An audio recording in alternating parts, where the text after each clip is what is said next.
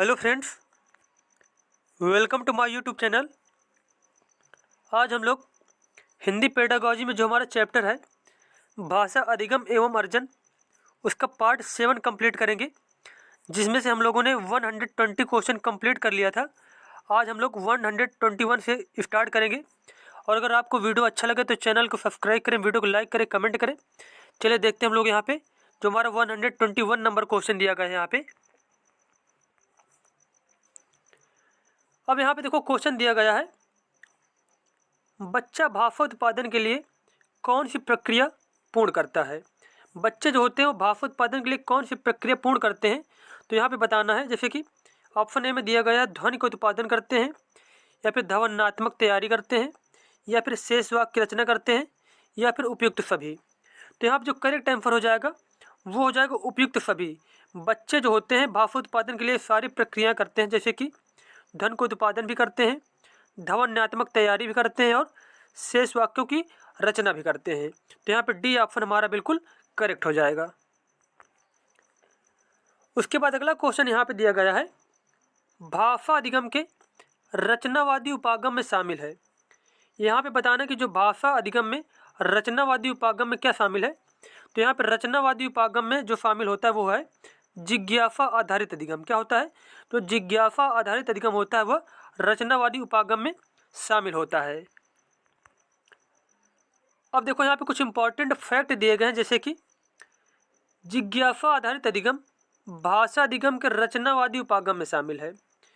नई शिक्षा नीति 2020 न्यू एजुकेशन जो पॉलिसी हमारी 2020 है, केंद्रीय योजना के तहत शिक्षक स्तर में सुधार के लिए 29 जुलाई को लागू किया गया था।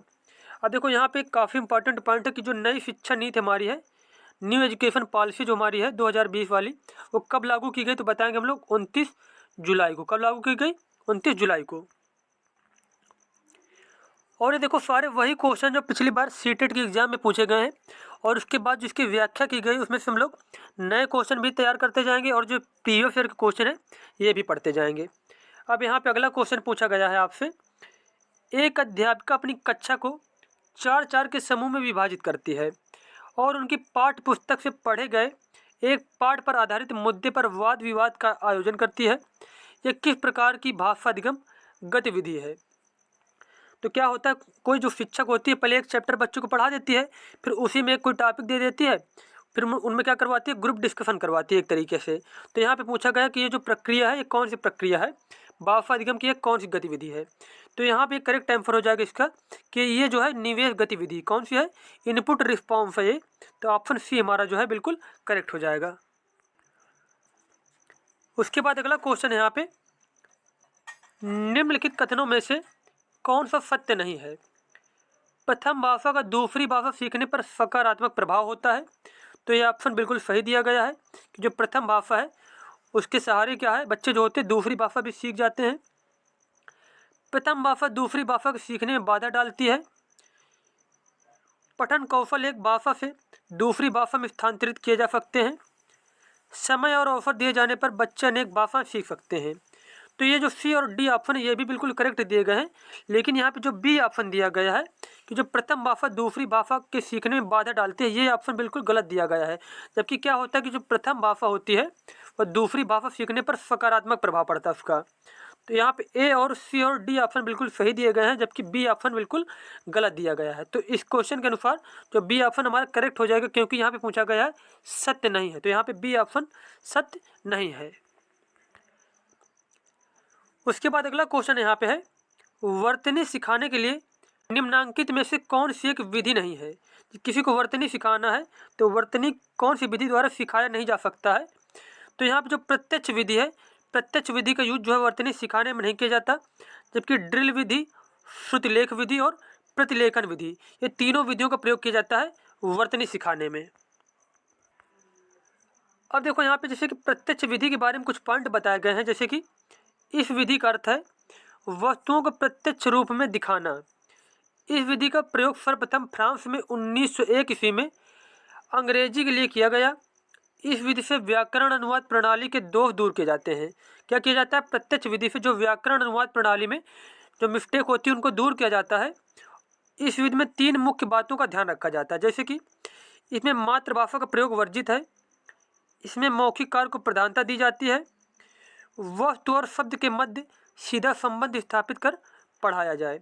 और क्या होता है कि वस्तु और शब्द के बीच सीधा संबंध स्थापित किया जाता है इस विधि में। तो देखो, ये प्रत्यक्ष विधि में जितने पॉइंट दिए गए हैं ये भी आप लोगों को याद रखने हैं। उसके बाद अगला क्वेश्चन हमारा है, अगला क्वेश्चन यहाँ पे दिया गया है, किस विधि के द्वारा एक शिक्षार्थी को दूसरी भाषा सीखने में सरलता से अधिगम कराया जा सकता है।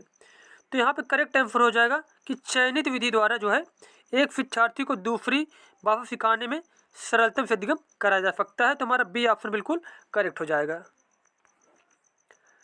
उसके बाद अगला क्वेश्चन है, किसी एक भाषा की कक्षा के लिए निम्नलिखित में से क्या सबसे अधिक उपयुक्त है।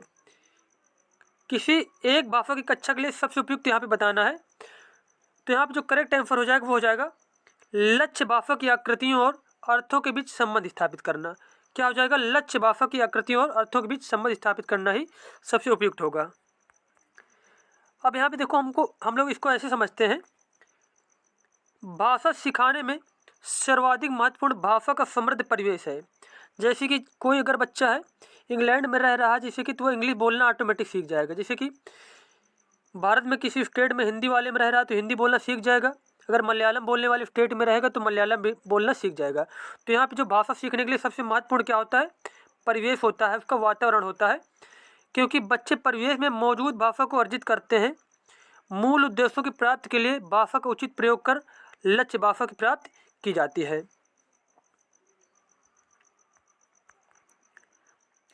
अगला क्वेश्चन यहाँ पे पूछा गया है आपसे, भाषार्जन क्या है।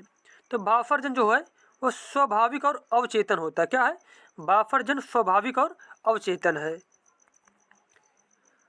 अब देखो, यहाँ पे कुछ इंपॉर्टेंट फैक्ट बताए गए हैं। जैसे कि भाषार्जन वह प्रक्रिया है जिसके द्वारा मनुष्य भाषा को ग्रहण करने एवं समझने की क्षमता अर्जित करता है तथा संप्रेषण के लिए शब्दों एवं वाक्यों का प्रयोग करता है।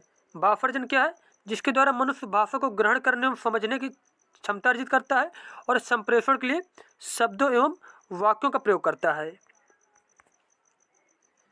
अगला क्वेश्चन है, काव्य शिक्षण का मुख्य उद्देश्य क्या है। काव्य शिक्षण का जो मुख्य उद्देश्य होता है वह होता है काव्य आनंद तथा विचारों के लिए। काव्य आनंद तथा विचारों के लिए जो है काव्य शिक्षण कराया जाता है।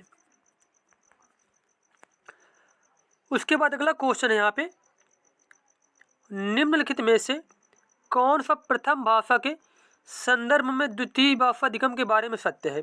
अब यहाँ पे बताना है कि जो प्रथम भाषा के संदर्भ में द्वितीय भाषा अधिगम के बारे में कौन सा कथन यहाँ पे सत्य दिया गया है। तो यहाँ पे जो कथन सत्य दिया गया है वो है, प्रथम भाषा द्वितीय भाषा सीखने में सहायता करती है।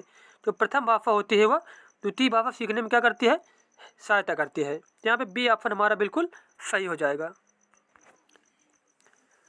उसके बाद नेक्स्ट क्वेश्चन है, कविता के शिक्षण अधिगम का मुख्य उद्देश्य है। कविताओं को जो शिक्षण बच्चों को कराया जाता है वो किस लिए कराया जाता है, वह कराया जाता है आनंद तथा सराहना करने के लिए। किसके लिए, आनंद तथा सराहना के लिए कविता शिक्षण कराया जाता है। उसके बाद नेक्स्ट क्वेश्चन यहाँ पे है, चामस्की के अनुसार, अब यहाँ बताया कि पूछा गया कि चामस्की ने भाषा के बारे में क्या बताया था। तो चामस्की के अनुसार भाषिक क्षमता जन्मजात होती है। क्या होती है, बच्चों में भाषा सीखने की क्षमता जन्मजात होती है, ये कहा था चामस्की ने। उसके बाद नेक्स्ट क्वेश्चन है, किसी भी नई भाषा को सीखने के लिए कहाँ से प्रारंभ किया जाना चाहिए। किसी भी नई भाषा को सीखने के लिए अक्षरों व शब्दों के मध्य साचर से प्रारंभ किया जाना चाहिए। उसके बाद अगला क्वेश्चन देखते हैं, ऋतु कक्षा 8 की अंग्रेजी भाषा की शिक्षक है।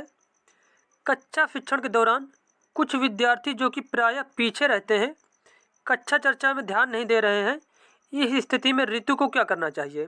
क्या है, कुछ बच्चे जो है पीछे बैठे रहते हैं और जो पढ़ाई में वहाँ पे जो चर्चा होती है, जो पढ़ाया जाता है उसमें ध्यान नहीं देते, तो क्या करना चाहिए उसको, जो टीचर है उन विद्यार्थियों से प्रश्न पूछे व चर्चा का भाग बनाए और अपने शिक्षण युक्ति में बदलाव करें। यह करना चाहिए उस जो है टीचर को, क्योंकि जो है बच्चे क्यों इंटरेस्ट नहीं ले रहे हैं उसकी पढ़ाई में, तो अपनी शिक्षण पद्धति को भी चेंज करना चाहिए और बच्चों की भी समझाना चाहिए कि वो इस चर्चा में भाग लें और चीज़ों को समझें। उसके बाद अगला क्वेश्चन है, भाफा अधिगम में रचनावाद किस पर केंद्रित है। अब यहाँ बताना कि जो भाषा सिखाई जाती है उसमें रचनावाद किस चीज़ में केंद्रित है। तो इसका आंसर हो जाएगा शिक्षार्थियों को नवीन ज्ञान खोजने में व्यस्त रखने पर। रचनावाद जो केंद्रित है वह है शिक्षार्थियों को नवीन ज्ञान खोजने में व्यस्त रखने पर। अगला क्वेश्चन यहाँ पे है, एक बालिका भारत से अमेरिका गई तथा उसे सभी विषय वहाँ की भाषा में पढ़ाए गए। शिक्षण की इस प्रक्रिया को क्या कहते हैं। क्या होता है, एक बालिका भारत से अमेरिका जाती है और वहाँ पर जितनी भी उसे चीज़ें पढ़ाई जाती हैं वो सारी अमेरिकन लैंग्वेज में पढ़ाई जाती हैं। तो यहाँ पे पूछा गया कि शिक्षण की इस प्रक्रिया को क्या कहते हैं। तो इस प्रक्रिया को कहते हैं निमज्जन। क्या कहते हैं, निमज्जन कहते हैं। अब यहाँ पे देखो हम लोग निमज्जन के बारे में कुछ चीज़ें जान लेते हैं। जैसे कि निमज्जन संस्कृत भाषा का एक शब्द है जिसका अर्थ है गोता या डुबकी लगाकर स्नान करना, अर्थात अवगाहन। किसी विषय में निमग्न या लीन होना। निमज्जन एक शिक्षण प्रक्रिया है। जब विद्यार्थी मातृभाषा में शिक्षण ग्रहण कर लेता है उसके बाद उसे अन्य दूसरी भाषा में शिक्षा प्रदान की जाती है तो उस प्रक्रिया को निमज्जन शिक्षण विधि के अंतर्गत रखा जाता है। जैसे किसी की मातृभाषा क्या है, हिंदी है, तो हिंदी में उसने शिक्षण जो आपने कंप्लीट कर लिया, उसके बाद जब दूसरे लैंग्वेज में से पढ़ाया जाएगा तो क्या कहलाएगा, वह कहलाएगा निमज्जन कहलाएगा। उसके बाद अगला क्वेश्चन हमारा है, कुल भौतिक प्रक्रिया किन विद्यार्थियों के लिए अधिक उपयोगी है। जो कुल भौतिक प्रक्रिया है वो सबसे ज़्यादा उपयोगी होती है क्रिया करके सीखने वाले बालकों के लिए। तो ऑप्शन ए जो हमारा है बिल्कुल सही हो जाएगा। अगला क्वेश्चन है, शिक्षार्थी भाषा अर्जित करते हैं। जो शिक्षार्थियों कैसे भाषा अर्जित करते हैं, तो इसका सही आंसर हो जाएगा प्राकृतिक अंतःक्रियात्मक वातावरण में भाषा का उपयोग करके जो है शिक्षार्थी भाषा को अर्जित करते हैं। अगला क्वेश्चन यहाँ पे है, निष्क्रिय शब्दावली है। अब बताना है कि निष्क्रिय शब्दावली किसे कहा जाता है। तो इसमें आंसर हो जाएगा सही जो हमारा, वे शब्द जिन्हें हम सुनते तथा पढ़ते समय प्रयोग करते हैं वो शब्द निष्क्रिय शब्दावली के अंतर्गत आते हैं। उसके बाद अगला क्वेश्चन यहाँ पे है, के अनुसार भाषार्जन यंत्र के साथ जन्म लेते हैं जो उन्हें भाषा सीखने में सहायता करता है। अब यहाँ पे बताना कि जो बच्चे होते हैं भाषार्जन यंत्र के साथ जन्म लेते हैं, किसने कहा था, ये कहा था चॉम्स्की ने बताया था कि बच्चों में भाषा सीखने के लिए एक भाषार्जन यंत्र होता है और वो उसी के साथ जन्म लेते हैं। तो यहाँ पे हमारा जो सी ऑप्शन है बिल्कुल करेक्ट हो जाएगा और जो बाकी क्वेश्चन है वो हम लोग पढ़ेंगे नेक्स्ट वीडियो में। धन्यवाद।